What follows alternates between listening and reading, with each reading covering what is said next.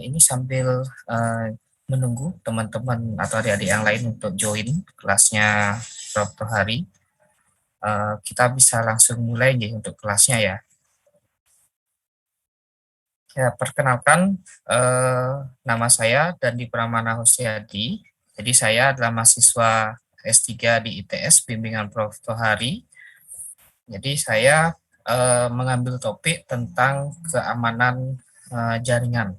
Jadi salah satunya adalah topiknya mengkhusus tentang penelitiannya adalah tentang deteksi aktivitas botnet.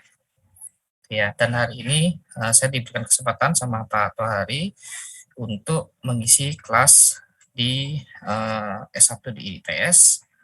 Ini semester 7 ya sepertinya ya. Untuk mengisi kelas di keamanan sistem dan jaringan selama mata kuliahnya. Ya, saya mulai. Mungkin ini sudah hampir semua ya. Satu kelas biasanya isi berapa ya untuk ini kelasnya?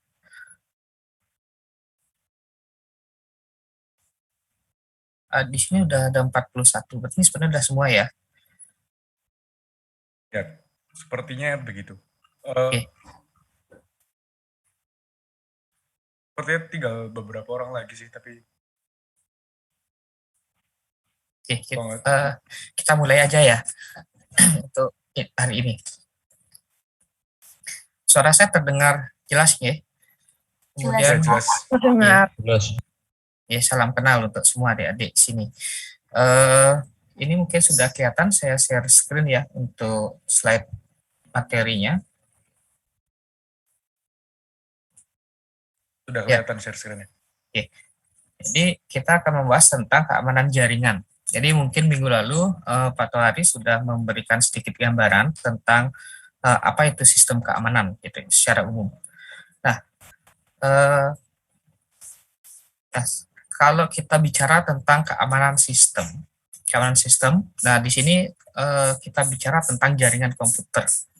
Ya mungkin adik-adik di sini sudah tahu apa sih sebenarnya yang dimaksud dengan jaringan komputer. Jadi dikatakan bahwa sebuah komputer satu dengan yang lainnya itu terhubung melalui sebuah media komunikasi. Ya. Nah, kita tahu bahwa setiap komputer yang terhubung di dalam jaringan itu pasti memiliki yang namanya batasan hak akses. Ya.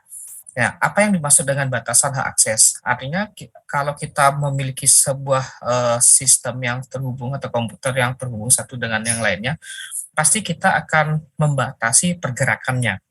Nah, kalau di sini di dalam keamanan sistem kita sebut sebagai batasan hak akses dengan tujuan bahwa kita ingin membatasi ada beberapa pihak atau ada beberapa perangkat yang tidak berkepentingan itu masuk ke dalam sebuah area atau sistem yang sifatnya kritikal. Nah, ketika kita ingin membatasi, maka kita memerlukan yang namanya pengamanan sistem. Nah, sekarang kita akan bicara sistem yang aman itu seperti apa. Nah, kalau di sini kita bisa katakan bahwa sebuah sistem itu tidak dapat penjamin yang aman 100%. Apalagi kita bicara di dalam jaringan komputer. Jadi sistem-sistem yang sekarang ada, baik itu basisnya adalah basis perangkat PC desktop maupun mobile, itu tidak ada yang selamanya kita katakan aman.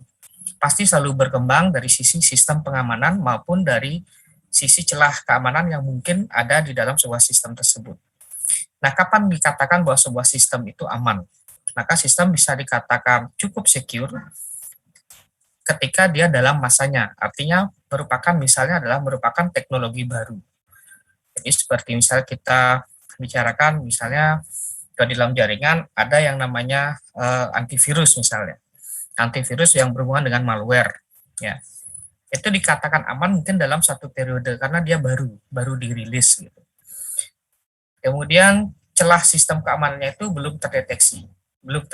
Kenapa belum terdeteksi? Karena belum ada orang yang ingin meneliti secara mendalam di area tersebut. Misalnya celah keamanan, bisa kita bicara saat ini ada iPhone misalnya, kalau basisnya mobile, sistem di dalam iPhone, perangkat iPhone sendiri mobile.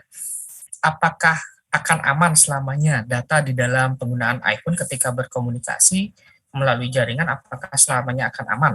Nah, kita lihat sekarang pada saat ini mungkin yang generasi yang terbaru ya, dia diupdate itu belum belum ditemukan celah keamanannya. Mungkin kalau yang generasi yang lama, seri lama mungkin sistemnya itu ada celah keamanannya. Jadi kalau misalnya memang tidak ada celah keamanannya, tidak mungkin akan diupdate terus, gitu ya. Nah, kemudian waktu yang diperlukan untuk melakukan penyerangan atau identifikasi celah keamanannya itu membutuhkan proses atau lama. Nah, misalnya kita kita lihat sekarang. Mungkin adik-adik pernah mendengar, misalnya kita kita lihat kasus yang sekarang lagi tren ya, data BPJS kesehatan yang bocor. Yang kemarin data apa namanya kartu vaksinasi dari aplikasi eHealth Peduli Lindungi itu bocor juga datanya.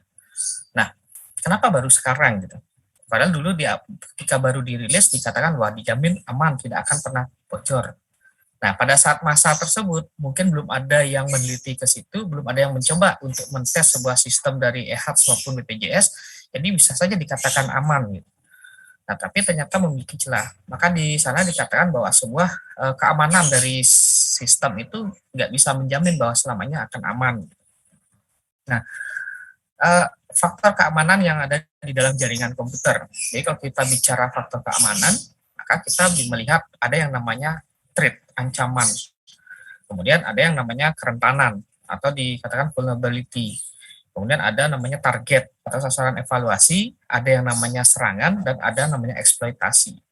Nah, kalau kita bicara faktor keamanan dalam sebuah sistem, 5 faktor ini bisa menjadi dasar untuk nantinya bisa digunakan untuk memperbaiki sistem yang kita punya.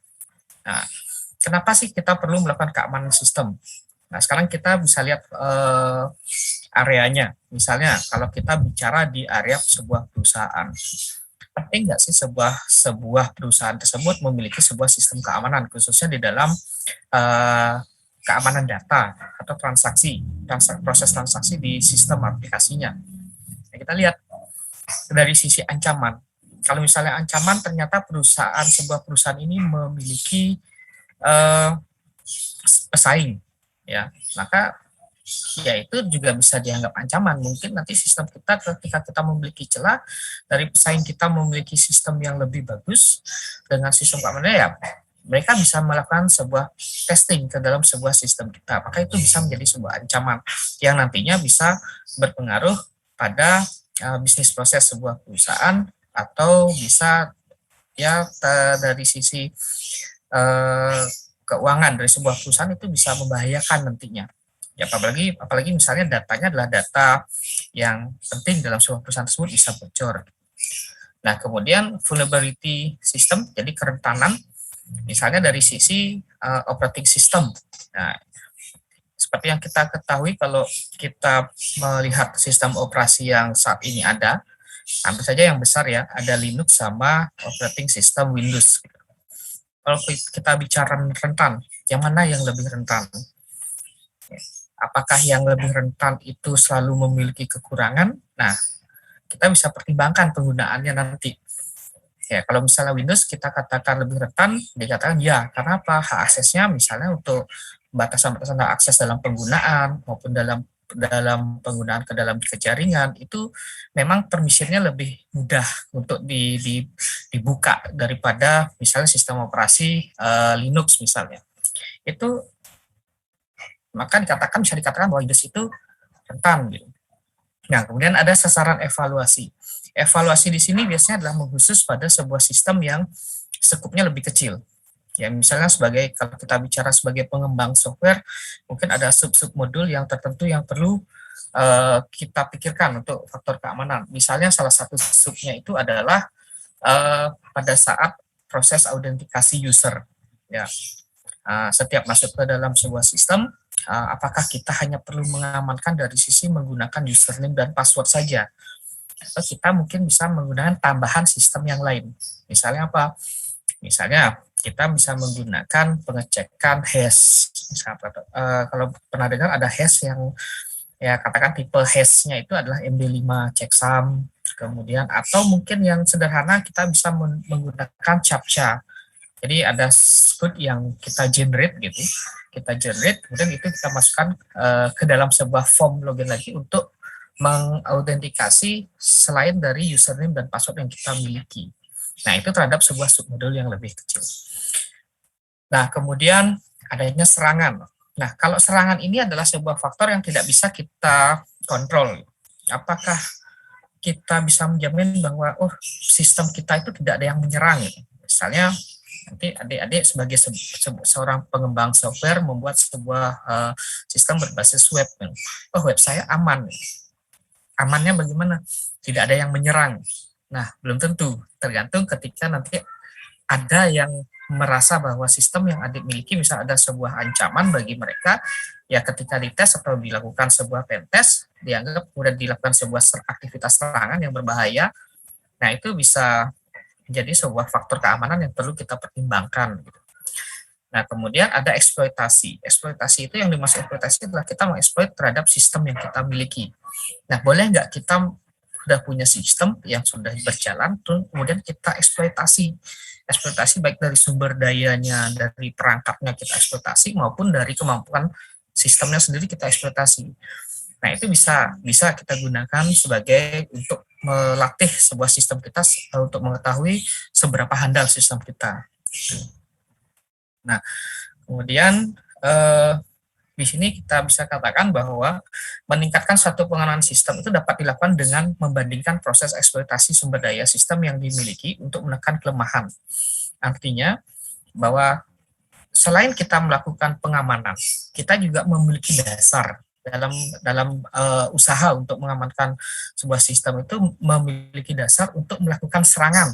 Nah, serangan ini tanda kutip itu artinya mengetes sistem yang kita punya.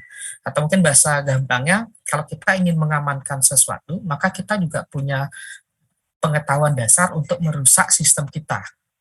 Atau setidaknya kita mengetahui kelemahan yang sistem yang kita punya. Ya, yang terus nantinya dieksploitasi kelemahan-kelemahan tersebut yang nantinya bisa menutup dari kelemahan yang ada sehingga sistem kita akan terus di-upgrade untuk menyempurnakan dari celah-celah keamanan yang kita miliki. Nah, kenapa sih kita harus mengamankan sebuah sistem gitu? Nah, kalau di sini secara general ya, ini kita punya 3 alasan yang kuat gitu, untuk mengamankan sebuah sistem. Yang pertama adalah kita mampu memberikan sistem yang mampu menyediakan di sini adalah mampu memberikan apa yang menjadi tujuan dari pembangunan sistem kita. Jadi ketersediaan baik dari resource-nya dia, ya, baik dari software, dari layanan, fitur, semua bisa mampu berjalan secara normal, dan dari sisi komunikasinya gitu. Nah, nanti kita akan bicara juga ya selain dalam hal ketersediaan di sini untuk tujuan dari pengamanan jaringan komputer di sini apa yang kita ingin amankan. Jadi ada kalau dalam komunikasi di dalam jaringan dan sistem dan jaringan itu ada 2 yang perlu diamankan. Biasanya adalah satu datanya yang perlu kita amankan atau kedua adalah jalurnya yang kita amankan gitu. Jadi kalau jalur kita akan berbicara tentang infrastruktur seperti jaringan, kemudian perangkat-perangkat jaringan, misalnya ada perangkat jaringan seperti router gitu ya, router, kemudian switching, cablingnya dia, pengkabelannya bagaimana diamankan, kemudian dari sisi policy-nya ya, kemudian kalau dari datanya itu bisa melakukan, misalnya salah satunya adalah melakukan enkripsi. Jadi datanya kita encrypt. Ya, ada beberapa teknik kita melakukan enkripsi. Misalnya kita bisa menggunakan kriptografi, menggunakan steganografi, kemudian ada watermarking dan yang lainnya ada banyak teknik ya. Kalau kita bicara mengamankan, sekali lagi biasanya ditekankan adalah yang mau diamankan adalah datanya atau jalurnya. Nah, sehingga nanti kalau 2 hal ini, data dan jalurnya sudah mampu kita amankan, maka tujuannya untuk menyediakan ketersediaan komunikasi ya, baik memberikan sumber daya, ketersediaan sumber daya dari proses komunikasi di sistem kita itu akan mampu tersedia. Nah, kalau sudah mampu tersedia dan tidak mengalami ancaman, tidak mengalami gangguan dalam proses komunikasi, maka sistem kita akan buat agar menjadi handal gitu. Handal tersebut artinya ya walaupun misalnya kita pembatasan dalam hak akses misalnya yang misalnya ada istilah seperti bottleneck, kemudian ada istilah seperti flooding data dalam proses komunikasi, itu bisa dihindari ya, sehingga kita bisa hindari yang namanya bottleneck. Nah, kemudian untuk confidentiality atau kerahasiaan ya jelas. Kenapa kita melakukan pengamanan biar jalur kita rahasia, terutama untuk khusus-khusus misalnya untuk area yang sifatnya kritikal atau kita katakan sebagai area penting. Ya, misalnya kita amankan adalah jalur-jalur komunikasi di jaringan, misalnya komunikasi intranet ya, intranet antar server. Gitu. Jadi sebelum dibawa ke area publik. Nah, untuk kemudian acuan ya, jadi acuannya kita kalau berbicara tentang keamanan, maka kita harus kita akan berpikiran bahwa ya yang namanya aman pasti kita bicara rahasia.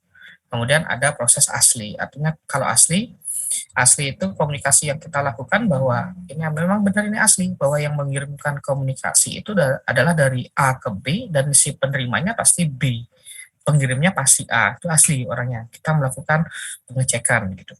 Kemudian integrity atau integritas, jadi saling terhubung satu dengan lainnya dan benar bahwa keterhubungan antar perangkat komunikasi atau yang berkomunikasi ini memang saling terhubung, bukan hubungan yang dibuat-buat gitu. Misalnya, ini ada intruder di dalamnya. Apakah intruder di sini disebut sebagai orang yang berkomunikasi ya?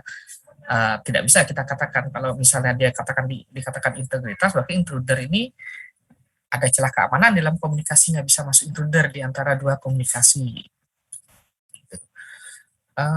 Kemudian menyediakan ketersediaan, ya acuannya adalah availability. Seperti yang tadi, artinya keamanan itu ya harus mampu mempersediaan atau memberikan ketersediaan. Nah, ini ilustrasi, jadi ilustrasi di mana posisi dari keamanan. Nah, dulu pernah ada sebuah istilah, mau aman tetapi tidak nyaman, atau mau nyaman tetapi tidak aman gitu. Ya, mungkin adik-adik pernah dengar. Coba kita telah kalimatnya. Mau aman tetapi tidak nyaman, mau nyaman tapi tidak aman. Nah, sekarang kita ilustrasikan, adik-adik semua pasti punya handphone ya, punya smartphone. Ya, kira-kira handphone adik-adik semua ini perlu diamankan enggak? Ada yang ya perlu diamankan. Semuanya pasti pakai PIN ya. Kalau sekarang pakainya PIN. Kemudian ada yang pakai fingerprint untuk fingerprint scannernya untuk membuka akses handphonenya. Atau ada yang menggunakan face unlock gitu. Nah, kenapa diamankan? Padahal kalau misalnya diamankan, nyaman nggak? Setiap kali akses harus menggunakan jari. Kalau misalnya jarinya pas luka, kayak pakai fingerprint ya, nah pas jarinya rusak, atau yang mungkin canggih pakai voice unlock, pakai suara gitu. Suaranya harus sama. Kalau mungkin yang face unlock ya sekarang sudah bagus, sudah udah presisi untuk mengukur wajah-wajah kita. Nah, kalau misalnya sistem handphonenya dibuat lebih aman lagi, bahwa yang namanya untuk membuka menggunakan face unlock itu bukan hanya dari satu sudut wajah. Misalnya minimal lebih aman adalah 15 sudut wajah yang berbeda dengan pencahayaan yang berbeda. Itu pasti aman, tapi nyaman tidak menggunakan. Setiap menggunakan handphone harus mencari posisi dengan pencahayaan dan sudut pandang yang berbeda. Ya, kalau nggak mau begitu ribet, yang penting aman hanya sekedar ya sudah pakai satu satu sudut pandang wajah yang kita gunakan untuk membuka tanpa mempengaruhi pencahayaan. Ya sudah gampang, tinggal difoto, nanti dicetak, di print, kemudian handphonenya dicuri sama temennya, yang hasil print itu dipakai buka kertas, itu bisa digunakan gitu. Tapi kualitas dari ininya harus bagus, print out-nya gitu.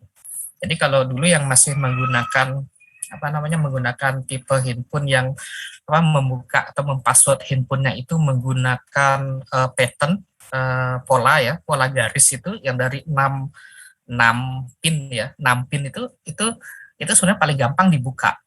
Caranya gimana? Misal punya handphone teman itu yang menggunakan pola, itu kita pinjam, kita gosok halus permukaannya rata dulu, baik menggunakan kain maupun menggunakan apapun, itu hapus rata, kembaliin sama temennya, pura-pura sama temennya bilang, coba buka, aku mau lihat misalnya ada apa foto yang kemarin, dibuka sama temennya, kemudian kalian lihat dari samping gitu. Jadi lihat dari samping, patternnya itu akan kebuka, akan terlihat. Jadi dari minyak tangan itu bisa dibuka. Itu salah satu yang sederhana gitu kalau menggunakan pola. Kemudian digunakan pin, mungkin sandi. Kalau sandi dengan 6 kombinasi ya kita tinggal bikin 6 kombinasi dengan 6 digit ya, maaf 6 digit kita tinggal bikin kombinasi. Cuma waktunya agak lama. Apakah tidak mungkin untuk tidak didapatkan atau bisa dibuka sistemnya? Ya pasti bisa, cuma perlu waktu gitu. Nah, itu salah satu contoh. Nah, maka di sini ketika kita bicara mau aman tidak nyaman, mau nyaman tidak aman, maka posisinya harus kita bisa tentukan. Nah, siapa yang menentukan ya sebagai pengembang sistem, mau ditaruh di mana. Kita sesuaikan dengan fungsinya. Kalau memang sebuah fungsi sistem dibuat fungsinya biar lebih mudah, maka pasti akan menjauh dari sudut keamanan. Semakin mendekat dengan sudut keamanan, maka akan semakin sulit untuk digunakan dan fungsinya biasanya lebih jauh.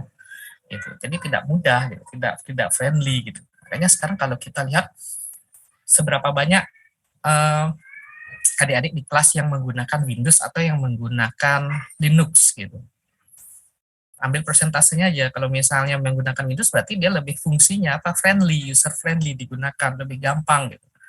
Ya. Tapi apakah aman ya tergantung.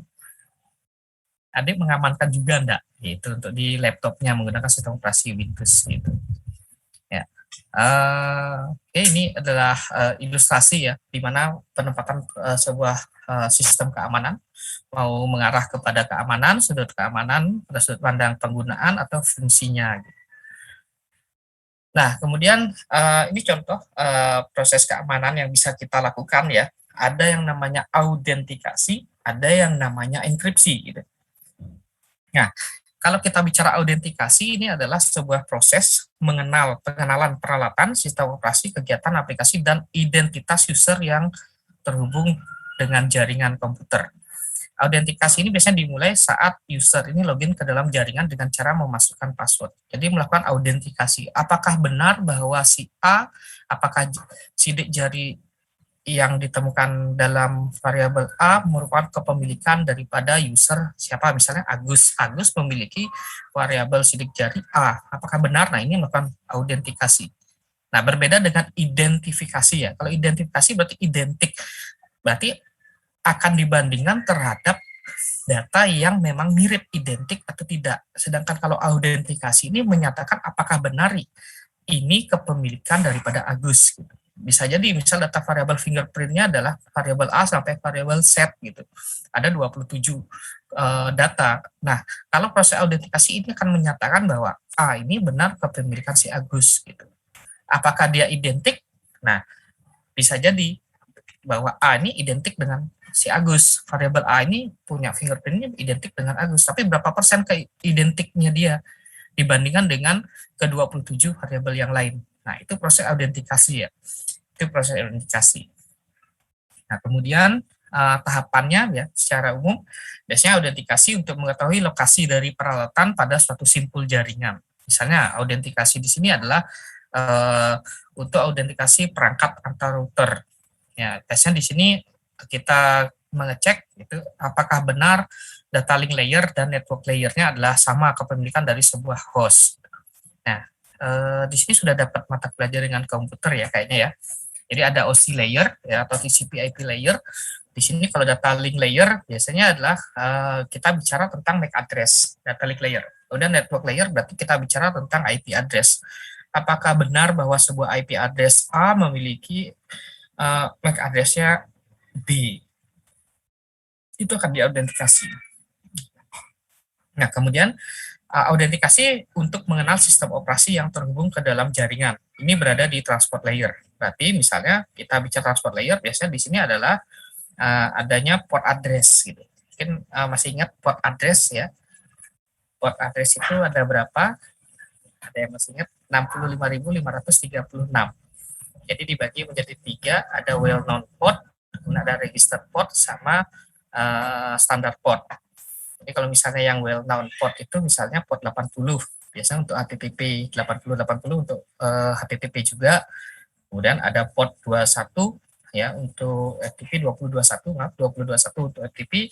Kemudian ada SSH 23, 25 untuk SMTP, 53 untuk DNS. Ya termasuk misalnya adik-adik yang dalam programmer misalnya menggunakan port MySQL, ya itu ada di transport layer, ada portnya. Itu proses autentikasi. Jadi ya itu perlu di proses autentikasi di transport layer. Kemudian ada autentikasi untuk mengetahui fungsi atau proses yang sedang terjadi di simpul jaringan. Ada session dan di layer presentasi layer. Jadi di sini ada session layer. Ya, apakah sesinya dia dibuat secara generate atau memang sudah ditentukan ya pengalamatan di session keberapa sebelum dia dialamatkan di dalam portnya. Nah, kemudian autentikasi untuk mengenali user dan aplikasi yang digunakan. Nah, di sini application layer-nya yang terhubung ke dalam transport layer. Misal kayak tadi, portnya 53, maka application layer-nya apa itu? Oh, DNS berarti dia. Kemudian di sini 80, berarti di sini adalah portnya adalah HTTP, application layer adalah HTTP, Hypertext Transfer Protocol. Nah, kemudian yang kedua, selain autentikasi adalah enkripsi. Nah, enkripsi adalah sebuah proses yang melakukan perubahan ya sebuah code dari yang bisa dimengerti menjadi sebuah code yang tidak bisa dimengerti atau tidak terbaca. Nah, bukan berarti bahwa tidak terbaca berarti rugi dong kita melakukan komunikasi. Nah, pembuatan perubahan menjadi sebuah code ini hanya dimengerti oleh mereka yang berkomunikasi. Gitu. Jadi kita bisa bilang ini adalah bahasa isyarat dari orang yang melakukan komunikasi aja. Nah, itu namanya enkripsi. Ya, atau mungkin pernah mendengar sandi. Ya, kenapa kita harus menyandikan sebuah kalimat? Kita buat sandi. Mungkin adik-adik punya bahasa khusus dengan orang terdekat adik-adik ya. Terdekat. Jadi bicara kalau misalnya dengan bahasa tertentu ya yang hanya dimengerti, yang mengerti oh itu maksudnya adalah itu ya antara kelompok-kelompok adiknya aja. Jadi yang lain tidak ngerti. Nah itu artinya sama sudah mengimplementasikan enkripsi. Ya. Kemudian enkripsi dapat diartikan sebagai sebuah kode, sandi, atau dalam teknisnya di dalam keamanan jaringan di sini disebut sebagai chipper. Jadi nanti namanya chipper text. Ada namanya plain text. Plain text itu adalah sesuatu yang bisa terbaca dengan jelas, yang dimengerti oleh semua orang atau secara publik itu dimengerti, itu namanya plain text. Sedangkan kalau chipper text, ya itu hanya tertentu saja yang melakukan komunikasi itu aja. Nah, kemudian sebuah sistem pengkodaan itu menggunakan satu tabel atau kamus yang telah didefinisikan untuk mengganti kata dari informasi atau yang merupakan bagian dari informasi yang dikirim. Ya, artinya ya memang sudah dibikin sebuah kesepakatan. Jadi kalau penyandian adalah kesepakatan dari orang yang melakukan komunikasi. Nah, kemudian sebuah chipper text ya menggunakan suatu algoritma. Ada yang menggunakan algoritma ya berdasarkan mengkodekan semua aliran data atau stream bit dari sebuah pesan menjadi kriptogram yang tidak dimengerti atau unintelligible. Jadi bisa dalam bentuk yang dari sisi yang paling mudah maupun menjadi yang rumit. Gitu. Nah, misalnya kalau di dalam proses enkripsi ya sederhana, ketika kita membuat sebuah pesan teks misalnya adalah pesan teksnya adalah ITS gitu. Jadi ada 3 huruf, ada I, T, dan S. Jadi enkripsi yang sederhana misalnya kita gunakan root 13. Jadi ada namanya penyandian namanya root 13. Ya root 13 misalnya artinya adalah root 13 adalah geser 13. Maka variabel dari kamus abjad yang kita kenal secara plain text itu kan adalah A, B, C sampai dengan Z. Itu digeser sepanjang 13. Ketika A adalah nomor urut 1, maka nantinya dicari nomor urut 13 itu huruf apa. Nah, I tersebut adalah nomor urut berapa digeser menjadi 13. Nah, itu cara menyandikan salah satunya. Mungkin dulu kalau adik-adik masih pernah mengikuti kegiatan pramuka, itu kan masih banyak dulu ada penyandian dulu mungkin yang dikenal. Nah itu belajar sandi itu sama sepertinya sama halnya dengan mempelajari proses enkripsi. Enkripsi kemudian nah mengamankan jaringan komputer ada beberapa tingkatan prosesnya gitu ya. Misalnya yang untuk memetakan terhadap ancaman yang terjadi ya, kita bisa awali dengan proses pencegahan. Artinya kita membuat sebuah daftar, mungkin ada beberapa hal yang kemungkinan terjadi, yaitu kita bisa dalam bentuk list yang mungkin nanti bisa kita lakukan untuk mencegah gitu. Misalnya contoh mencegah misalnya begini. Kita misalnya membuat jaringan wireless ya, mengkonfigurasi access point dalam perangkat jaringan. Nah, gimana caranya kita mencegah untuk mengamankan access point yang kita punya? Nah, membuat access point biar aman dari orang, tujuan untuk apa? Orang tidak bisa masuk atau tidak bisa menggunakan WiFi yang kita punya. Nah, dalam hal pencegahan secara pengamanan jalur, ya kita bisa buat untuk mencegah penempatan akses point-nya tidak mudah dilihat pertama, terutama kalau misalnya ada mereknya itu tutup dulu, jangan dibuka walaupun belinya mahal, misalnya akses point-nya beli 50 juta satu gitu kan. Itu sangat rawan kalau ditampilkan mereknya. Kenapa? Karena kalau misalnya seorang intruder, orang yang bisa membaca WiFi, dia dengan tahu tahu mereknya, kemudian dia akan biasanya membrowsing di internet, dia akan mencari default user dan password dari adminnya. Ya, ada beberapa orang yang masang access point yang lupa kadang merubah user password untuk masuk ke access point.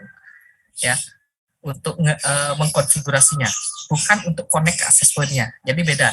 Access point ketika kita save itu untuk masuk ke perangkatnya itu ada pengamannya, ada user dan password-nya. Kemudian kalau kita mau masuk connect untuk menggunakan layanan internet, misalnya kita sebut namanya adalah masuk ke SSID broadcast-nya, artinya nama access point-nya. Nah, kalau di sini pencegahan kita harus menutup biasanya nama mereknya atau dibalik biar tidak mudah, atau agak tinggi taruh biar tidak gampang dibaca. Kemudian bagian belakang default user atau passwordnya itu diganti biasanya. Itu awal yang paling gampang untuk mencegah biar orang tidak bisa masuk ke konfigurasi. Kemudian kedua, memberikan password. Password di sini nanti passwordnya biasanya ada tipenya, ada mau pakai RSA, WIP atau WPA, atau yang sekarang yang baru kan ada WPA 2 PSK 256 bit. Nah, itu bisa digunakan yang untuk pengamanan yang lebih tinggi, yang terbaru yang dimiliki oleh access point, yaitu yang paling digunakan. Cuma biasanya membuatnya biasanya harus ada huruf besar, huruf kecil, ada karakter khusus. Nah, itu yang biasanya saking amannya kita ingin membuat password yang rumit, maka aman juga bagi diri sendiri sampai diri sendiri lupa gitu. Nah, itu jangan sampai gitu. Ya, jadi ada pencegahan di situ. Kemudian ada observasi. Nah, proses observasi di sini adalah melihat. Observasi itu melihat ketika perangkat kita sudah berapa lama kita gunakan, misalnya pada pendataan seperti itu. Di sini kalau misalnya sudah sudah alatnya lama, server yang sudah lama yang tidak pernah diupdate, baik dari sisi OS-nya belum pernah diupdate atau dari sisi antivirusnya mungkin belum pernah diupdate, ada yang namanya firewall ya, konfigurasi firewall-nya belum pernah diupdate, ya ini dilakukan update, kita melakukan observasi.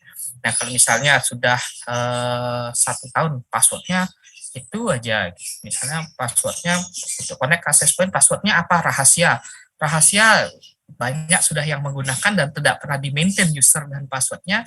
Nah, itu perlu dilakukan observasi, apakah perlu untuk setiap 6 bulan sekali mengganti password untuk mengantisipasi, jadi naik lagi tingkatnya ke mengantisipasi orang-orang biar tidak bisa gampang masuk ke access point yang kita punya. Kemudian memberikan respon. Nah, kalau memungkinkan kita punya sebuah sistem keamanan yang bisa memberikan respon itu artinya memberikan respon ke kita, notifikasi sebagai pengelolanya ya. Ada namanya kalau di dalam pengelola sebuah sistem dan jaringan, ada itu namanya adalah administrator. Nah, administrator ini dia harus mendapatkan respon dari setiap event yang berhubungan dengan penggunaan di komunikasi. Jadi misalnya ketika ada orang yang masuk ke dalam access point kita, kita punya log akses. Jadi log history siapa yang masuk ke dalam jaringan kita, dan ketika ada user yang bisa berusaha masuk ke wifi kita, kemudian gagal dia login, tidak bisa masuk ke access point kita, itu harus ada respon ke administratornya, sehingga administrator nanti bisa mengambil langkah-langkah atau mungkin hal-hal yang bisa dilakukan untuk bisa mencegah adanya akses ilegal. Nah, kemudian kita memiliki statistik. Nah, statistiknya apa? Misalnya kita punya data statistik bahwa kemungkinan terjadi yang menggunakan access point ini di jam-jam keberapa gitu. Misalnya kalau misalnya kita ambil contoh sebuah perguruan tinggi di kampus kita, misalnya ITS. ITS ini masa perwaliannya setiap bulan apa. Nah, biasanya kalau misalnya ada yang serangan misalnya dengan tujuan adalah ingin mematikan sistem di ITS. Misalnya serangannya adalah DDoS atau denial of service. Jadi mengirimkan atau membanjiri sebuah sistem dengan paket dalam ukuran yang besar dan memiliki intensitas yang tinggi. Jadi sistemnya itu terus dikirimkan, server itu dipaksa untuk memberikan layanan. Memberikan layanan itu artinya merespon. Ya, contohnya kalau adik-adik membuka website ITS ya, its.ac.id, itu tadi merequest layanan ke sebuah servernya ITS, dan ITS memberikan respon dalam bentuk halaman websitenya. Nah, ini ketika ada orang yang membuka ya, dibuatkan sebuah source code ya, misalnya menggunakan sebuah aplikasi ya, kemudian untuk melakukan permintaan akses yang bertubi-tubi yang memiliki intensitas yang tinggi dalam waktu yang singkat dengan permintaan request data yang besar ke dalam aksesnya ITS. Nah, ini kan akan membuat layanan itu menjadi terhambat, bahkan bisa membuat server itu stuck, bottleneck dia, tidak bisa memberikan layanan. Akhirnya terdapat pesan nantinya bahwa server time out atau request time out di dalam halaman website kita. Nah, itu perlu diberikan statistik. Artinya di kemungkinan pada saat masa perwalian dengan akses yang banyak, kemudian ada aktivitas yang seperti tadi dilakukan, maka itu bisa jadi akan menyebabkan sistem kita down atau sistem kita akan mati. Nah, itu perlu distatistikkan seberapa besar kemungkinan peluang terjadinya aktivitas yang tidak diinginkan pada saat di masa-masa aksesnya tinggi. Nah, itu perlu dilakukan sebuah statistik sehingga kita nanti bisa berarti misal kita fokuskan untuk layanan biar untuk mahasiswa diutamakan tidak bisa menjadi down, mungkin bandwidth akses, mungkin salah satunya adalah bandwidth akses di bagian yang lain ya, dari bidang-bidang yang lain mungkin ini kan dulu disampingkan dulu, difokuskan untuk layanan akses kepada server akademik untuk memberikan layanan perwalian, misalnya seperti itu. Nah, kemudian ada beberapa isu kalau kita bicara tentang keamanan jaringan. Yang pertama kita bicara protokol yang lemah. Ya, adik-adik tahu protokol ya? Protokol itu adalah protokol aturan yang digunakan untuk proses komunikasi. Ya, yang tadi misalnya protokol, misalnya untuk di transport layer kita bicara port address yang ada 65.536 dengan standarisasinya IANA. IANA itu di situ sudah ditentukan bahwa protokol dan komunikasi mau pakai standar yang mana, protokol yang mana. Nah, kalau dia lemah, misalnya HTTP dengan HTTPS, kapan kita harus menggunakan HTTP, kapan kita menggunakan HTTPS gitu. Nah, itu perlu dipertimbangkan. Ya. Kalau sekarang sudah sepertinya, kalau kita lihat beberapa website ya yang sifatnya kredensial, kredensial seperti perbankan, itu semua sudah HTTPS.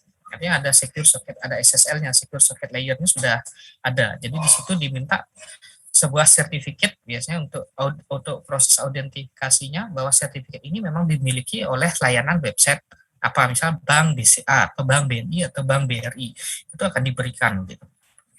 Nah, itu ketika kita bicara protokol yang lemah. Kapan kita bicara menggunakan HTTP, kapan kita menggunakan HTTPS, kapan kita menggunakan FTP biasa, kapan kita menggunakan FTPS gitu. Nah, kalau di sini salah satu contoh yang sudah mulai jarang digunakan gitu adalah Telnet. Nah, terus pertanyaannya, kenapa Telnet dibuatkan standar untuk boleh orang menggunakan komunikasi Telnet kalau memang itu lemah, kenapa nggak dihapus saja dari standarnya IANA atau dari standar protokol komunikasi di jaringan? Nah, Telnet walaupun dia lemah, memang sudah dikatakan berbahaya, tapi masih bisa digunakan dan ini memiliki keuntungan daripada protokol HTTPS. Kenapa? Kalau protokol HTTPS dia perlu waktu dan perlu sumber daya. Kalau kita bicara paket size komunikasi lebih besar daripada Telnet. Kalau Telnet hanya ringan, hanya untuk mengecek bahwa bisa kita gunakan untuk mengecek bahwa perangkat yang kita punya itu ada atau tidak, atau nyala atau tidak. Itu biasanya bisa menggunakan Telnet. Nah, cuma dibatasi, jangan digunakan untuk melakukan remote access. Telnet kalau dahulu sering digunakan untuk melakukan remote access ke dalam sebuah server. Kalau sekarang sudah tidak digunakan, lebih sering digunakan SSH. Nah, kemudian software issues. Nah, masalah perangkat lunak ya, termasuk di sini hak akses yang kita bicara kalau di Linux ini namanya root. Kalau mungkin di Windows namanya administrator namanya. Berbeda dengan akses guest. Kalau di Windows ada namanya guest ya. Kalau di Linux lebih cenderung namanya guest, kemudian yang tertinggi adalah akses root. Kalau di Windows namanya administrator. Nah, di sini perlu kita lihat hak aksesnya dibatasi, kemudian untuk beberapa aplikasi-aplikasi yang berjalan seperti antivirus, ya seperti adik misalnya ketakutan kalau laptopnya ada virus, kenapa ada tugas-tugas kuliah bisa kena virus rusak, nah susah, nanti harus komputernya diformat. Nah, maka cara yang paling mudah dilakukan adalah kita harus mau nggak mau harus rajin mengupdate antivirus yang kita punya, minimal itu yang bisa kita lakukan. Dan kita lihat antivirus mana yang paling bagus. Nah, kalau kita bicara antivirus mana yang paling bagus, kita bicara merek, banyak bisa disebutkan. Tapi kalau fungsinya, mana yang bisa memberikan update paling sering, gitu, secara berkala dan secara konsisten, tiap bulan mereka memberikan update untuk perbaikan-perbaikan di sisi aplikasinya, mungkin itu yang terbaik. Ya, karena apa? Virus itu variannya sangat banyak. Seperti dalam penelitian saya, ada namanya mendeteksi aktivitas botnet yang bisa disisipi atau bisa menjalankan malware. Nah, jenis botnet sendiri itu sangat varian. Ya, jadi ada ya ratusan maupun ribuan, baik yang bisa dibuat jenis aplikasi bot dengan malware itu adalah versi lokal maupun yang versi orang luar. Maka lokal itu hanya biasanya dibuat sama orang-orang Indonesia ya dengan tujuan tertentu, ataupun secara internasional yang dikenal kayak Trojan dan sebagainya, itu yang jenis malware itu ya itu harus bisa kita kita lihat aplikasi atau mungkin antivirus yang bisa memberikan update. Kalau memang tidak ada update yang diberikan oleh penyedia software antivirus atau malware, ya berarti kita akan membuat versi IDS kita sendiri. Nah, kemudian isu keamanan komputer lainnya itu adalah buffer overflow ya. Kita bisa katakan salah satu contoh buffer overflow-nya adalah bottleneck. Jadi kalau kita lihat bottleneck, lehernya botol gitu. Kalau kita ingin menuangkan air dari botol itu kan botolnya kita balik. Jadi kita umpamakan bahwa akses dari data itu adalah dari atas bagian bidang yang lebih besar menuju leher yang paling bawah itu mengecil. Nah, kenapa bisa mengecil? Karena jumlah data yang kita punya ketika dikirimkan di dalam jaringan komputer itu tidak mungkin istilahnya langsung sebesar itu dikirimkan, atau bahasanya gelondongan ya. Saya bilang gelondongan. Gelondongan tuh sebesar 5 mega dikirimkan ke dalam jaringan, 5 mega juga langsung diterima saat itu juga di komputer penerima. Itu nggak mungkin. Pasti ada proses framing di dalamnya, kemudian dirubah dalam bentuk bit dari layer OSI layer atau TCP/IP layer, dari layer 7 ke layer 1 itu pasti dilakukan. Dan nanti ada proses pemecahan atau dilakukan segmentasi menjadi frame-frame yang lebih kecil, akhirnya menjadi bit stream yang dikirimkan dalam bentuk digital ya. Kemudian ada modulator dan demodulator dikirimkan menjadi ke penerima, diterima dengan paket kecil, kemudian nanti akan langsung di reassignment lagi, dikumpulkan lagi, kemudian dibentuk ulang lagi. Nah, ketika pengiriman dari data yang besar, kemudian dengan request aksesnya yang banyak, besaran data yang besar dan intensitas, maka bisa terjadi buffer overflow. Kalau di perangkapnya sendiri, itu biasanya adalah di dalam ruang memori yang tidak bisa memisahkan lagi antara variabel dan kode daripada instruksi. Ya, kalau di dalam jaringan nantinya di jalur komunikasinya tidak mungkin kan untuk dikirimkan karena jalurnya kecil. Nah, itu isu keamanan dalam jaringan yang disebut dengan buffer overflow. Kemudian untuk hardware issues. Untuk hardware biasanya pada penyerangan adalah tidak ada dokumentasi secara teknis tentang spesifikasi hardware yang kita punya. Contoh, misalnya hardware yang kita punya ini support nggak untuk 5 tahun ke depan. Kenapa? Misalnya kalau dulu ada yang dulu di zaman angkatan saya kalau belajar komputer ada namanya switch, ada yang namanya hub. Kalau kita mencari belanja di sebuah toko, saya mau beli switch ya dikasih switch. Kita beli hub ya dikasihnya hub. Kalau sekarang kita beli switch dikasihnya juga switch, ada tulisannya switch atau hub gitu. Nah, apa yang membedakan? Nah, kalau switch dia tuh punya namanya pemetaan alamat antara mapping untuk MAC address dengan IP address-nya. Kalau dia hub dia tidak punya. Jadi tidak ada proses broadcast di dalam hub. Itu secara teknis. Nah, perangkat kita kapan yang kita gunakan? Mungkin sekarang nggak ada bedanya antara switch dan hub. Kalau kita sekarang bicara ada namanya router. Jadi ada smart switch, ada switch biasa. Nah, itu beda. Ya, nanti mungkin di mata kuliah lain dibahas itu ada namanya smart switch, ada switch. Kalau kita bicara yang lebih aman, yang mana smart switch lebih aman. Gitu. Nah, itu bicara hardware. Kemudian ada misconfiguration. Jadi kadang kalau ada yang senang-senang untuk mengoprek, jadi mencoba-coba sebuah sistem, membangun sebuah sistem, misalnya pernah membuat konfigurasi DNS server, ya atau FTP server, hati-hati kalau kita melakukan konfigurasi. Nah, atau misalnya yang gampang mungkin kalau nggak masuk ke teknis ke jaringan, misalnya kita membuat web yang di local host kita, di komputer kita. Kadang ada yang menggunakan IIS, ya, men-setting IIS-nya, ada Apache-nya di setting, atau ada yang menggunakan Apache langsung, menggunakan yang aplikasi package itu, SAMPP itu.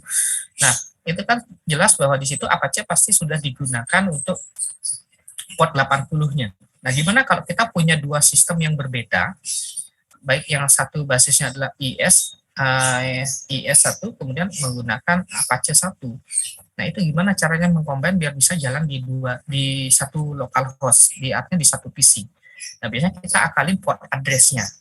Jadi ada yang satu kita gunakan well-known port 80, atau 8080 yang satu kita belokkan.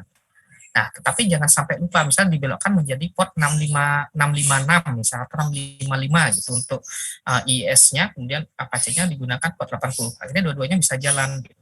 Nah, kemudian pada saat mengakses ya, yang satunya IIS dengan nama domain misalnya saya.com, kemudian yang Apache adalah kamu.com gitu. Kok yang saya.com nggak bisa dibaca ya? Oh, karena dia ya jelas nggak bisa dibaca. Yang bisa dibaca hanya kamu.com. Kenapa? Karena kamu.com itu menggunakan port 80. Otomatis dia well known gitu. Kemudian gimana caranya mengakses saya.com? Maka tinggal diganti saya.com titik 2 di belakangnya tulis 655. Port yang sudah diganti disesuaikan. Nah, itu kesalahan konfigurasi yang akhirnya menyebabkan wah ini gimana nih sistem kita nggak jalan atau nggak bisa menyediakan ketersediaan website kita, maka itu bisa dikatakan sebagai keamanan jaringan. Nah, misconfiguration juga misalnya adalah ketika kita punya perangkat jaringan seperti tadi, kita punya access point, itu tidak kita set lagi passwordnya atau masih menggunakan default password. Default password itu kan ya misal passwordnya apa admin, passwordnya apa passwordnya admin juga, jadi user admin password admin. Nah, kalau di access point ya gampang sekali itu ditebak itu, jadi kita masuk, nah nantinya ya banyak hal-hal yang bisa tidak diinginkan bisa dilakukan, misalnya apa, kita daftarkan MAC address kita sendiri di access point itu, yang lainnya kita ignore atau kita kita blok yang lainnya, jadi yang bisa connect yang didaftarkan MAC address-nya aja gitu. Nah, ini pengalaman pribadi saya dulu pernah pada saat saya kuliah S1 dan S2. Jadi karena saya dulu kontrak ngekos gitu. Di kosan itu ada punya ini apa namanya, dapat WiFi gratis gitu. Tapi saya nggak pernah dapat gitu. Nah, akhirnya sudah saya cari tempat akses point kira-kira yang mana, kemudian saya lihat oke TP-Link ada serinya gitu. Saya tinggal cari default password-nya. Terus kemudian di kamar ya sudah saya masuk, saya lihat IP gateway-nya, access point-nya gitu. Connect sebentar walaupun nggak bisa buka internet, lama sekali muter-muter, saya cari password-nya, connect, kemudian saya masuk, saya cari browsing kan, pakai handphone, oke pakai handphone dapat default password-nya user admin, password-nya admin juga. Masuk, kemudian saya blok yang lainnya saya blok, MAC address laptop saya daftarin. Jadi ada namanya di situ MAC listing, MAC address listing. Sudah masuk, hanya saya yang bisa connect. Ya, setiap malam saya yang bisa connect. Pagi saya kembalikan passwordnya gitu. Saya balikan MAC address-nya, saya hapus, yang lainnya saya allow, yang lainnya yang tadi yang awalnya saya deny, sekarang saya allow gitu. Jadi setiap pagi ini nggak ketahuan, tiap malam saya yang penguasa internet gitu. Kalau pagi ya silahkan mereka gitu. Jadi itu pengalaman pribadi yang nggak boleh dicontoh ya. Kalau bisa jangan dicontoh. Kalau dicontoh ya nggak apa-apa, silahkan. Kemudian ada isu yang lain, ada yang namanya, nah ini yang saya bilang DOS ya, ada yang serangan DOS. Jadi kalau kita bicara saat ini penelitian-penelitian yang tentang keamanan jaringan atau jenis-jenis serangan, itu ada 4 yang paling umum ya, yang saat ini ada, yang sering digunakan di dalam penelitian-penelitian, misalnya adalah DOS, ini salah satunya, kemudian ada probing, kemudian ada R2L, ada U2L. Nah, kalau DOS ini, contoh sederhananya adalah ketika adik mungkin pernah menggunakan ICMP paket gitu, ping ya. Kalau yang pernah menggunakan ping, kita ping gitu. Nah, kalau ping standar, oke, saya tunjukkan, kelihatan nggak saya membuka komen prom ini ya? Kelihatan. Oke, ini contoh, tapi jangan nanti dibilang saya yang mengajarkan untuk melakukan DOS itu. Jangan. Phantom 4 kan? Jadi ini contoh ping, misal kita menuju ke detik.com. Oke, ini contoh ya. Kita melakukan ping artinya kita mau ngecek bahwa detik.com itu punya IP public. Ini bukan IP privat, ini IP public dengan sekian, dengan standarnya adalah 32 byte. Ya, 32 byte dengan time yang diperlukan itu adalah 29 rata-rata lah, kita sebut 29 ya, 29 millisecond dengan TTL. TTL ini adalah time to live-nya. Jadi time yang diperlukan, yang disediakan ketika komunikasi dari A ke B, dan B merespon balik ke A, itu sebesar berapa lama, berapa millisecond time to live-nya. Nah, ini adalah standarnya dengan 32 byte. Tapi kalau kita rubah, misalnya ping min L 50.000 detik.com, kemudian 50.000 detik.com, kemudian min T. Nah, kita akan banjiri selama-lama mungkin. Nah, ya, ke detik.com. Nah, kalau dia hanya satu layer ini kan nggak masalah. Tapi kalau kita punya layernya banyak, mungkin ini manual. Saya tinggal Windows R, Windows R, Windows R ya. Windows R, misal ini saya buat buka ya. Ini untuk kalau detik.com, saya yakin dia pasti punya perangkat yang handal. Ya. Artinya yang hal yang seperti ini sudah pasti dicegah sama dia. Jadi untuk paket yang tertentu besar, dia akan diblok. Makanya ada request timeout secara berkala. Itu. Nah, misalnya saya punya dibuka secara manual. Ini saya buka memungkinkan untuk sampai 10.000 window saya buka. Kalau mau buat aplikasinya ya bisa aja di coding. Ya kan. Kalau bisa aja ada banyak cara untuk membuat membanjiri sederhana. Misalnya ini, artinya kita berarti meminta layanan 50.000 byte per sekian detik. Pengaruhnya di mana? Time-nya di sini yang akan besar. Time ini menunjukkan bahwa si server ataupun si komputer kita perlu waktu yang lebih banyak ketika ada banyak layanan. Kalau kita naikkan lagi, misalnya ping, misalnya 60.000, min L 60,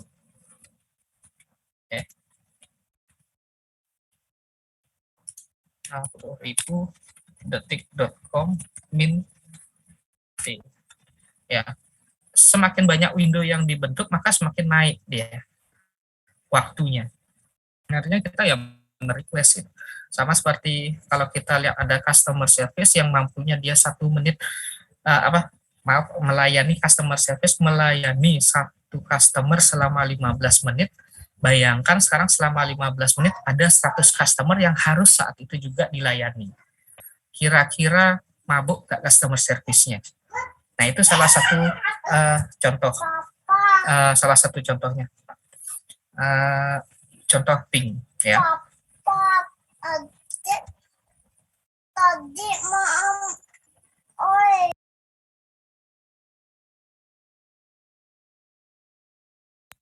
ya. Nah, itu salah satu contoh untuk ping ya. Sehingga nanti bisa menyebabkan bottleneck. Nah, kalau dari satu komputer sih tidak masalah untuk jumlah ping yang bisa dilakukan.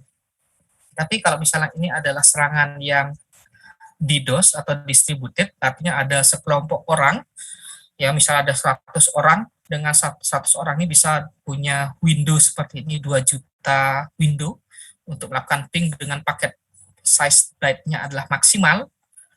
Nah, maka kita bisa bayangkan apa yang terjadi dengan websitenya detik.com. Nah, DDoS ini yang paling tren ya digunakan oleh beberapa aktivitas ilegal ya. Bisa kita katakan seorang hacker paling sering menggunakan ini. Jadi baik dia misalnya seperti Anonymous itu menggunakan DOS yang paling ini, yang cukup diminati untuk membuat sebuah sistem down. Jadi tidak ada tujuan lain selain mematikan daripada sumber daya di server yang ditarget. Itu yang paling tren disebut DDoS. Kemudian yang lainnya probing. Kalau probing itu ya yang namanya probe, kayak kita melakukan sniffing ya, sniffer, itu misal kita melakukan scanning ya, mungkin pernah melakukan scanning ya, kita bisa pakai Nmap misalnya, Nmap -a, pakai Nessus atau pakai Zeus bisa juga kan untuk mengecek kira-kira sebuah server itu ada port apa aja dibuka, layanan apa aja servernya bisa dibuka, atau ada punya informasi apa dari sebuah server itu bisa digunakan untuk menggunakan melalui cara probing. Kemudian ada namanya R2L, root to login. Jadi root to login, nah biasanya untuk mencoba mengambil akses root gitu. Caranya gimana? Memaksakan. Misalnya kalau adik-adik pernah membuat user ya di database, misal menggunakan MySQL. User yang adik gunakan untuk login dengan yang dikenal oleh si platform database engine-nya itu tidak sama. Maksudnya tidak sama tuh gini, membuat user dengan nama Agus. Biasanya di database itu bukan dalam bentuk nama Agus, kadang dia dalam bentuk hash ya, hashing biasanya. ED5-nya biasanya digunakan. Nah, itu yang biasanya dipaksakan digunakan oleh serangan R2L, root to login. Jadi hash ini yang berusaha untuk didapatkan, bukan teks Agus ini yang berusaha didapatkan. Kalau teks Agus ini yang berusaha didapatkan, dia diketahui, kemudian passwordnya yang ingin digunakan untuk dicari tahu passwordnya, itu namanya serangannya namanya U2L, user to login. Ada U2L biasanya menggunakan brute force. Ada serangan brute force itu punya sederet kamus, kemungkinan kombinasi huruf sudah diketahui 6 digit misalnya, 6 digit passwordnya, karakter ya. Kemudian usernya sudah diketahui, maka password ini akan dicoba kemungkinannya dari A sampai dengan Z sebanyak 6 digit, itu kan dicoba langsung ke dalam sistem. Itu user to login biasanya jenis serangannya. Nah, kalau yang lain ya, yang ini umum sekali, virus komputer gitu. Ada banyak virus di komputer. Yang kemarin itu yang apa ya, saya lupa namanya, kebanyakan hafal nama virus yang lagi tren dulu di Amerika, yang diserang untuk yayasan sosial itu biasanya biasanya rumah sakit datanya dirubah langsung dienkripsi, jadi nggak bisa dipakai. Itu yang paling bahaya nama virusnya. Itu virus. Kemudian ada worm ya, program kecil gitu, yang membuat beberapa perangkat lunak keamanan itu nggak bisa melakukan update ya. Ya sejenis dengan virus lah, virus, kemudian worm, malware, kemudian trojan, nah itu sejenis lah. Nah cuma biasanya adalah yang paling bahaya adalah trojan kalau dia punya backdoor. ya. Backdoor itu apa? Pintu belakang ya. Artinya pintu belakang artinya sebuah pintu ilegal yang diciptakan yang tidak diketahui oleh pengakses secara legal. Itu namanya backdoor dalam sistem. Nah, ini bahaya. Kalau sampai seorang hacker atau seorang intruder bisa masuk ke sistem kita, kemudian dia membuat sebuah pintu, ya, pintu untuk dirinya sendiri mengakses ke sistem itu di luar dari halaman-halaman website yang dia punya, itu udah ditanam. Nah, itu yang paling bahaya. Ya, sangat sulit untuk bisa kita ini kan, kita antisipasi kalau dia sudah masuk.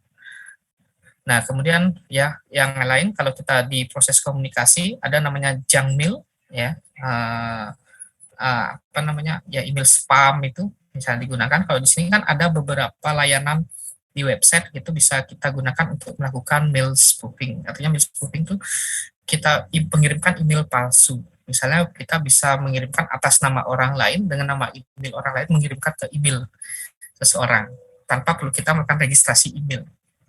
Yang penting domainnya ada, domain name-nya ada, atau domainnya ada. Nah, kemudian beberapa aplikasi, ini aplikasi kecil namanya Time Bomb. Ya, kalau dulu sempat tren pada saat saya kuliah itu namanya ada ya, jenis virus, ya, aplikasinya dia dikategorikan Time Bomb, itu namanya Ruru aplikasi. Ruru aplikasi itu setiap jam 12 itu pasti komputernya restart sendiri.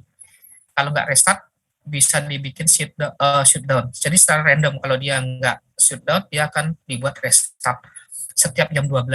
Dan jam yang berjalan 24 jam itu dibuat acak. Satu hari itu bisa 3 jam, bisa 4 jam, nah itu disebut sebagai time bomb. Jadi pada saat waktu tertentu aplikasi itu jalan sudah akan merusak sistem yang ada.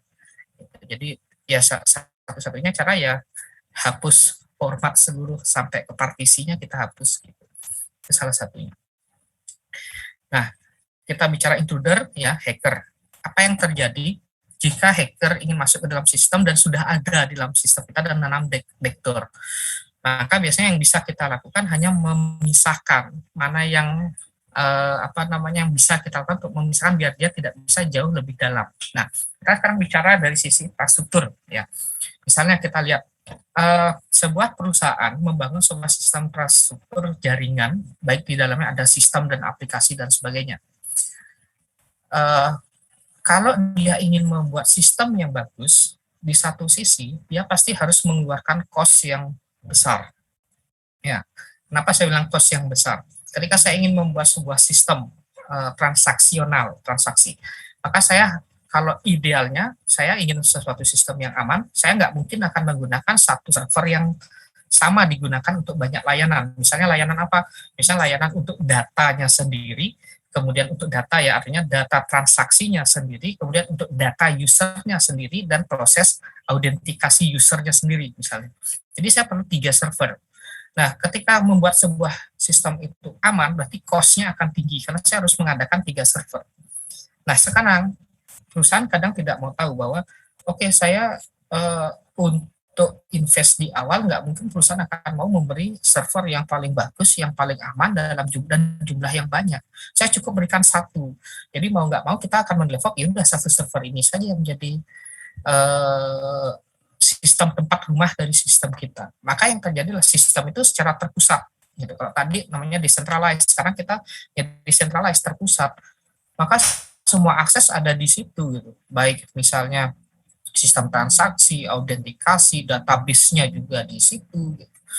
Nah, maka yang terjadi ya ketika sudah ada hacker yang masuk atau intruder masuk, kemudian sudah menginstal backdoor, kalau di dalam sistem yang centralized, yang bisa kita lakukan adalah tutup jaringan, kemudian kita lakukan investigasi di setiap sistem, ya, ada namanya network forensik dan komputer forensik.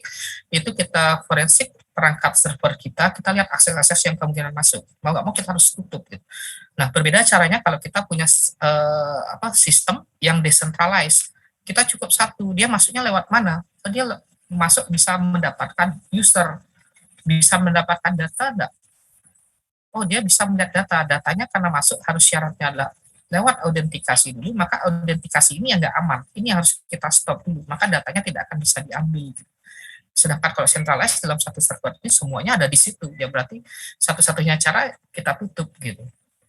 Nah, itu perbedaan kadang uh, ada masa ketika perusahaan tidak mau menginvest sebuah sistem keamanan yang bagi sistemnya sendiri karena membutuhkan cost yang tinggi. Nah, di sini dikatakan kesimpulannya adalah sistem jaringan komputer baik sistem maupun infrastruktur itu perlu diamankan dan tidak dapat dikatakan selalu aman untuk masa yang panjang. Sebagai contoh ya, kebocoran data BPJS Kesehatan di sini ya sampai kemarin tuh saya nggak bisa menunjukkan. Jadi saya ada komunitas dan ikut beberapa perkumpulan, diberikan contoh data BPJS itu sampai ke NIK-nya itu ada sekitar 60 atribut yang dimiliki oleh satu orang, identitas satu orang, ya yang bocor. Itu lumayan besar datanya, totalnya itu adalah sekitar 6 gigaan. Nah itu bukan datanya yang di share, kalau ke saya itu foto, dalam bentuk foto yang di share.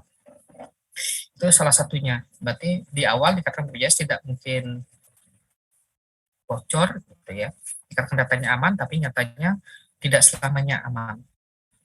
Dan kemudian yang terakhir aplikasi kesehatan e-hak ini ya, ini jadi apa namanya perbincangan kemarin sampai kartu KK, identitas KK-nya Pak Presiden juga di-share kan supaya bisa diketahui ya.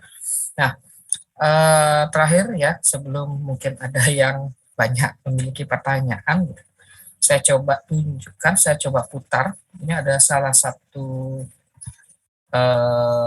contoh gitu, sederhana, animasi, film pendek, animasi tentang pengamanan sistem. Jadi ini saya dapat dari pada saat saya mengikuti seminar IDCRT ya, Indonesian Cyber Incident Response Team.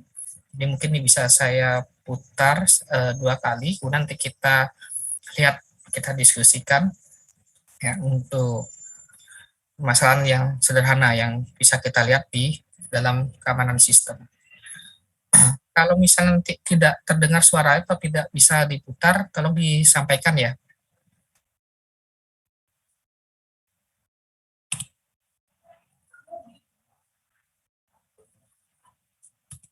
Terdengar nggak ya? Suaranya terdengar nggak, Dek? Belum, Pak. Nggak masuk. Suaranya enggak, tapi gambarnya, videonya diputar nggak ya? Gambarnya diputar, Pak, tapi suaranya nggak masuk. Nggak apa-apa, suaranya nggak apa-apa, kayak nggak ada. Yang penting videonya tidak putus-putus ini. Putus-putus nggak gambarnya? Lancar, Pak. Lancar ya. Saya ulang, saya putar dari awal.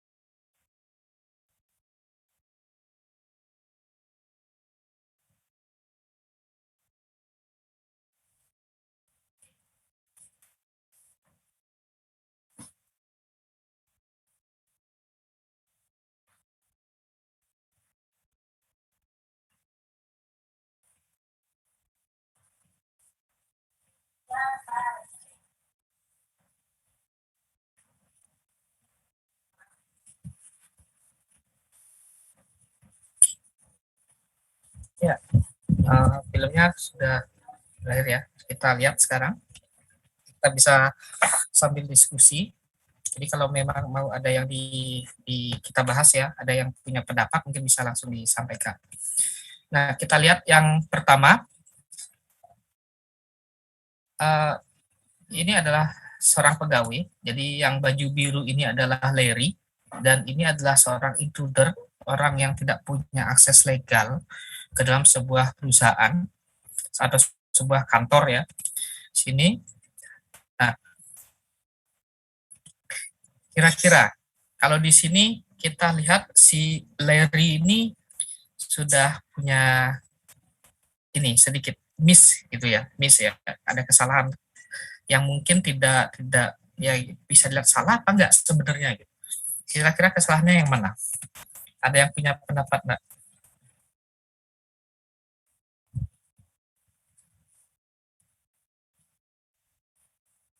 Ya ngebolehin orangnya ikut masuk. Ya, bisa ngebolehin ikut masuk. Nah, boleh ngebolehin orang ikut masuk yang orang yang sebenarnya juga yang diajak komunikasi ini juga sebenarnya tidak punya identity card kan gitu. Nah, kita lihat sekarang kalau kita lihat di sebuah perusahaan. Sebuah perusahaan biasanya kalau saat ini banyak ya, wajib menggunakan identity card di dalam ketika dia kerja masuk ke kantor. Nah, kapan identity card itu bisa digunakan? Apakah kalau kita berada di luar kantor bisa digunakan secara bebas gitu, ya? Salah nggak gitu? Ya sebenarnya nggak salah gitu. Cuma ketika ada orang yang kita tidak tahu punya maksud tertentu, kita bilang SKSD dekat sama kita. Dia tidak tahu nama kita, tapi dia punya tujuan tertentu yang nggak baik. Dia tinggal lihat identitas, oh namanya siapa? Larry. Dia masuk ke sebuah perusahaan dan dia belum di dalam gedung sudah menggunakan. Ya, jelas-jelas yang diajak komunikasi juga tidak punya identitas. Ini kan tidak kenal gitu. Kalau kenal ya mungkin teman tahu dia satu kantor ya bagus, nggak apa-apa, nggak masalah. Kalau dia kejadiannya seperti ini, nah ini jadi masalah. Nah, maka tadi adik siapa tadi ya bicara, saya nggak lihat tadi namanya. Ini memberikan masuk, benar, salah. Orang yang tidak kita kenal kok dikasih masuk gitu. Oke. Berikutnya. Nah, apa yang kita menjadi sesuatu yang ada kesalahan di sini? Ada yang bisa memberikan pendapat enggak?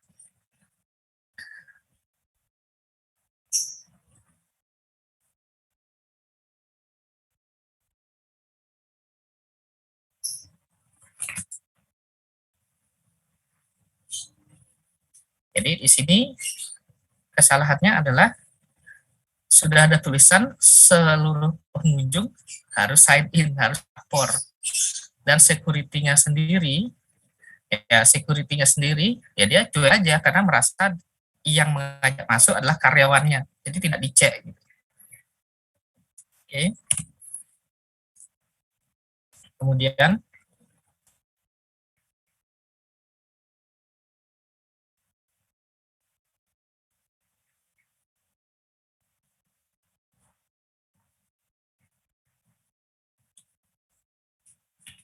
nah, di sini kesalahan Larry lagi adalah memberikan ID card-nya dia ke orang lain. Makanya ada di tulisan di belakang udah dikasih tahu. Security is your responsibility. Never let your ID page to anyone. Artinya ya user dan password itu adalah tanggung jawab perorangan, bukan tanggung jawab beberapa orang. Nah, tetapi implementasinya biasanya tidak sama, gitu ya. Misal sistem ya password wifi aja harusnya bisa dikirim untuk satu orang satu user, tapi biar mudah, biar nyaman, artinya tidak ruwet gitu ya, tidak ribet gitu. Ya satu wifi aja dikasih untuk semua orang. Nah, maka kalau bisa terjadi sesuatu, nah itu susah akan dilacak gitu.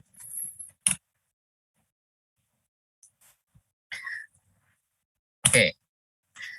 Di sini dari orang kantor sendiri ya, dia acuh, artinya cuek, tidak peduli ada orang masuk ke dalam kantornya. Ya, jadi tidak apa istilahnya ya siapa itu yang masuk itu tidak ada perasaan kecurigaan gitu.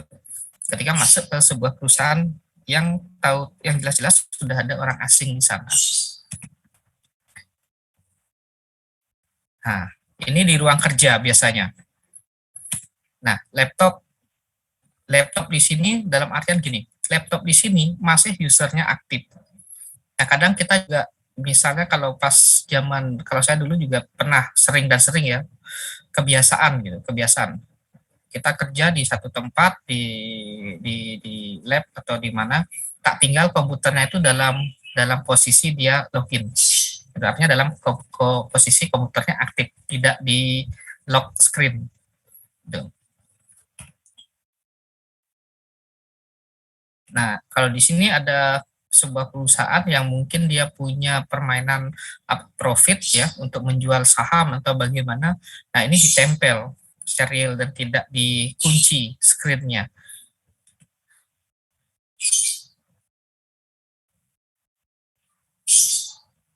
Nah, ini yang paling sering juga saya temui di beberapa tempat, bahwa user sama passwordnya ditempel secara umum di depan. Bila perlu pakainya font size-nya adalah 72, font type-nya Arial, di bold lagi. Nah, ditempel di tempat umum, jadi bisa dilihat dari luar.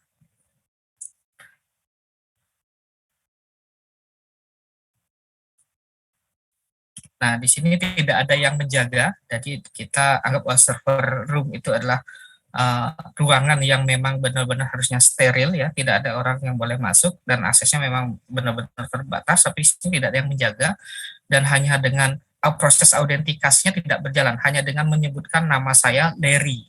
Jadi ini ada suaranya nih, tidak terdengar tadi. Jadi nggak ada keluar suara. Dia menyebutkan detected by Larry. Jadi sistemnya hanya menerima, merecord sebuah kalimat tanpa melakukan autentikasi.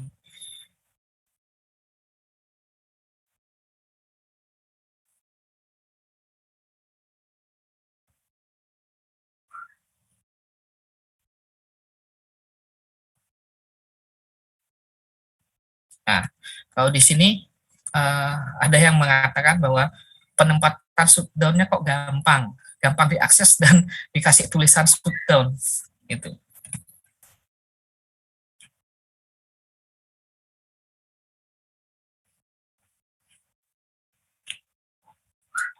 Ya, oke, baik ya, itu sedikit yang bisa saya sharing dengan adik-adik semua.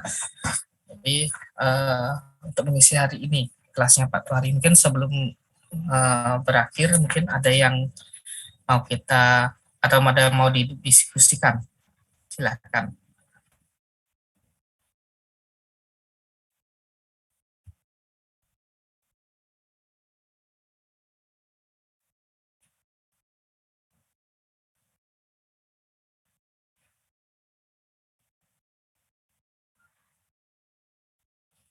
Silakan, mungkin adik-adik ada yang mau bertanya sambil menunggu pertanyaan. Untuk absensi mungkin sudah bisa dilakukan ya. Ini saya diberikan ini sama Pak Tuhari tadi. Sudah terlihat ya absensinya ya? Sudah, Pak. Oke, silakan yang mau sambil absensi atau mungkin ada yang bertanya, silakan.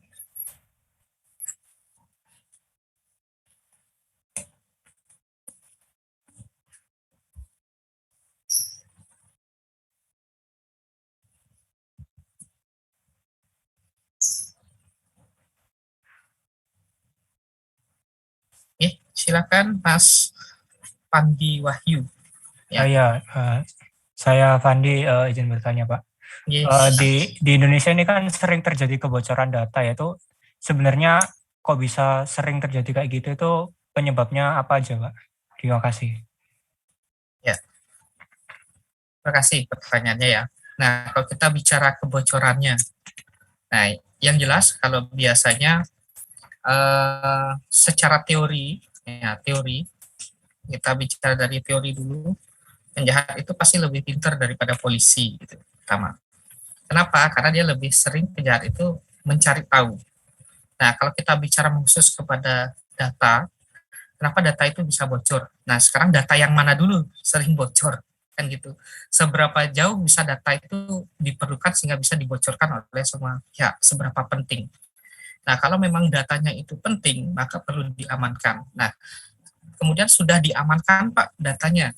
Nah, kenapa bisa bocor? Nah, pertanyaan adalah sudah diamankan sejauh mana diamankan? Dari mananya sudah diamankan, itu perlu dilakukan pengkajian. Nah, jawabannya adalah ketika data itu sudah diamankan, kenapa sering tetap terjadi bocor? Apakah sudah pernah dievaluasikah sebuah sistem yang menyediakan data tersebut? Nah, itu kalau jawaban saya seperti itu, dari sisi teori seperti itu. Nah, kalau dari sisi teknis, kenapa data itu bocor? Mungkin, kemungkinan itu bisa banyak hal. Kemungkinannya yang pertama, bahwa data yang diberikan itu adalah data yang kayak tadi, misalnya ketika sistem, dia adalah data di dalam sistem, protokolnya mungkin yang lemah. Apakah dia sudah diamankan nggak dari sisi jalurnya, yaitu protokolnya? Atau kalau dari datanya sendiri, apakah dia menggunakan enkripsi nggak? Pada saat orang mencoba untuk mendapatkan data tersebut, sudah dilakukan pengamanan dalam bentuk enkripsi atau tidak? Nah, misalnya kan begini, kalau kita bicara enkripsi, kayak tadi, kita bicara enkripsi adalah kesepakatan.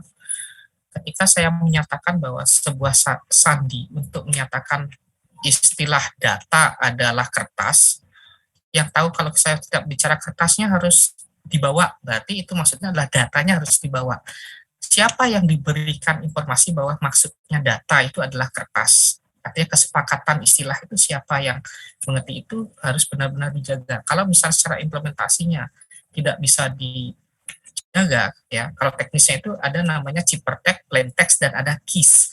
Key untuk membuka sebuah ciphertext menjadi plaintext.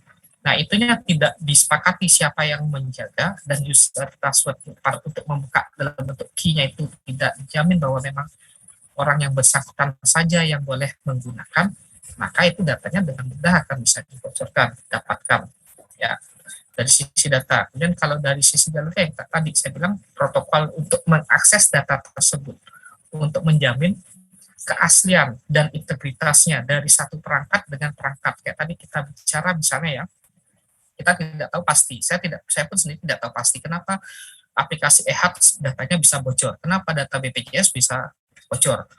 Yang tahu hanya yang mengembangkan softwarenya, karena mereka yang membuat sistem pasti mereka tahu kelemahannya di mana. Ya. Kemudian untuk data transaksi lognya. Nah, ketika kita membuat sebuah sistem, biasanya jarang sekali dibuat log transaksi. Log transaksi itu maksudnya bukan log transaksi dari sistemnya, tapi log transaksi penggunaan sistemnya, dari user login, menggunakan login apa, kemudian membuka halaman-halaman apa saja, itu jarang dibuat. Karena apa? Dari satu sisi dia akan menghabiskan resource penyimpanan untuk membuat historical access daripada sebuah sistem. Itu ada ininya, ada konsekuensinya ketika kita buat log. Tetapi ini diperlukan untuk menjamin integritas dan akses yang legal ketika terjadi masalah. Kayak tadi, datanya bocor. Yang salah siapa? Apakah aplikasinya? Ataukah memang dari sisi yang mengakses? Misalnya, saya punya handphone, data saya bocor.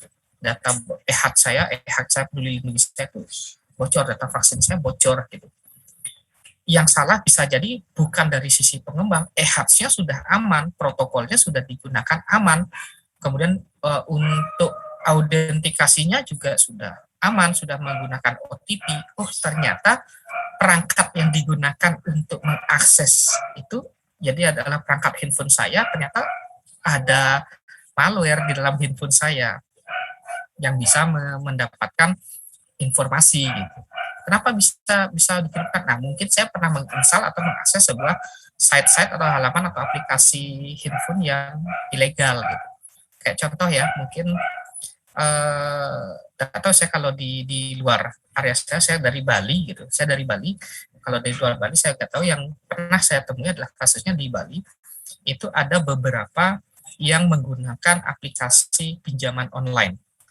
Pinjaman online ya, di Bali, kemudian meminta akses ya, grant access untuk perangkat handphonenya, baik dari sisi kontak, dari sisi data, dari sisi informasi, dari sisi semua-semuanya kepemilikan dari handphone, data-data yang bersifat ada di handphone itu diminta akses grant aksesnya untuk mengakses datanya di dalam handphone itu. Ketika itu diizinkan atau di-allow, itu semua datanya sudah langsung dikirimkan kepada si pemberi pinjaman online. Jadi semua datanya, ketika saya misalnya menginstal aplikasi itu dan saya memberikan akses ke seluruh handphone saya, baik kontak, kamera, dan sebagainya ya, yang biasanya kalau adik-adik sering install handphone biasanya di Android gitu, itu saya izinkan, maka semua data itu sudah langsung dikirimkan ke pinjaman online. Jadi ketika saya tidak nanti membayar pinjaman online-nya itu, dari sisi ke perusahaan pembeli pinjaman itu, dia bisa mengirimkan pesan ke semua kontak yang ada di handphone saya. Jadi semuanya seakan-akan diteror gitu, yang ada kontak-kontak di telepon. Itu pernah beberapa kali saya nemui kasus seperti itu. Kenapa bisa? Padahal handphone itu kan milik kita sendiri, termasuk data yang tadi, e-hubs itu. Nah, bukan berarti bahwa, wah kalau gitu mungkin yang datanya yang bocor kemarin salah satunya Pak Presiden apa punya pinjaman online, belum tentu. Itu contoh, mungkin salah satunya mungkin ada ketidaksengajaan pernah mengakses sebuah site yang meminta akses atau ada menguji aplikasi pada saat testing, yang pada saat biasanya kalau sebuah aplikasi handphone itu yang basis mobile itu kan sebelum dia dipublish dia ada trial versionnya, jadi ada betanya. Nah itu biasanya masih banyak rentan gitu, masih banyak rentan. Nah salah satu caranya gimana? Caranya kita mencari aplikasi yang aman Pak, yang tidak ada celahnya seperti itu. Ya gampang, kalau saya sebelum install aplikasi misalnya ya, kalau saya melihat reviewnya dulu, ada bugnya di bagian mana. Jadi nggak sembarang asal install, oh ini programnya bagus, ini aplikasi mobile, gamenya apa, lihat bugnya di bagian mana. Saya seperti itu. Mungkin itu bisa menjawab Fadli. Kalau belum jelas ya bisa kita diskusikan lagi. Tanyakan Iya, aja. Makasih Pak, udah jelas. Ya. Mungkin yang lain ada lagi? Ini biasanya sampai jam berapa ya jam kuliahnya? Atau sudah lewat ini?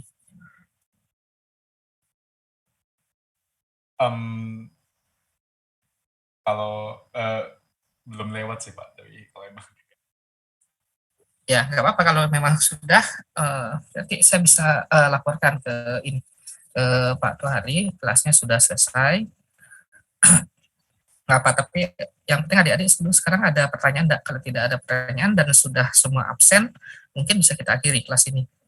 Silakan, terakhir.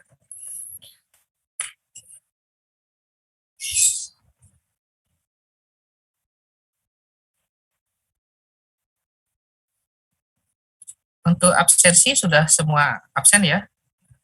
Ada yang belum?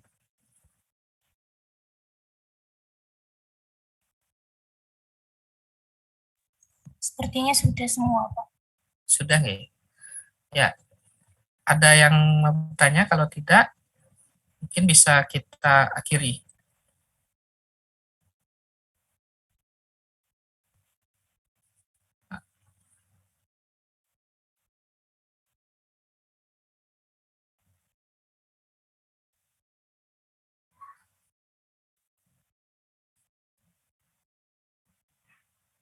Nggak ada ya? Kalau nggak ada, berarti bisa kita akhiri. Terima kasih semua untuk adik-adik sekalian. Semoga kuliahnya lancar ya sampai akhir semester dan lulus semua mata kuliah ini. Saya akhiri. Selamat siang. Selamat siang, terima kasih. Ya, makasih Pak. Terima kasih, Pak. Terima Terima kasih Pak.